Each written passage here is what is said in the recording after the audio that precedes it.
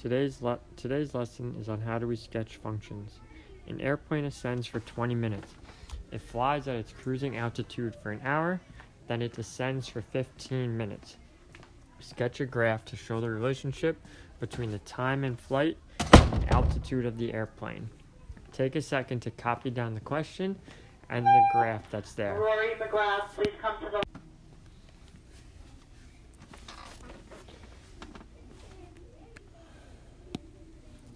So, there's no numbers involved in these graphs. We're just going to sketch what happens.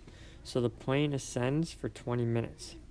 So the plane has to start at time 0 and altitude of 0. It ascends, so it goes up for 20 minutes.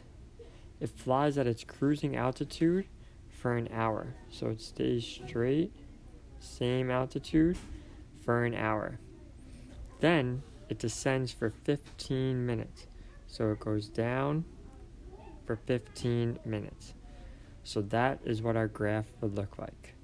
Again, it doesn't have to be exact. It's just a quick sketch of what it would look like. So it ascends, so it's going up here.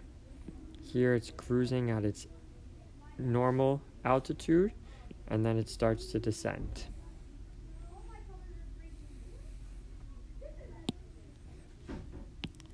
And the second question. On a given day, the outdoor temp was cool in the early morning, then it rose steadily until noon. From noon until late afternoon, the temp remained constant. The temp dropped steadily for a few hours and then remained constant. Sketch a qualitative graph that represents the relationship between the time and the temp.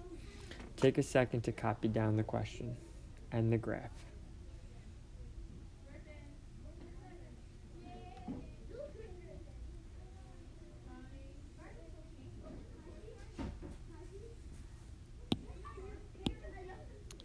So, a qualitative graph means there's going to be no numbers involved.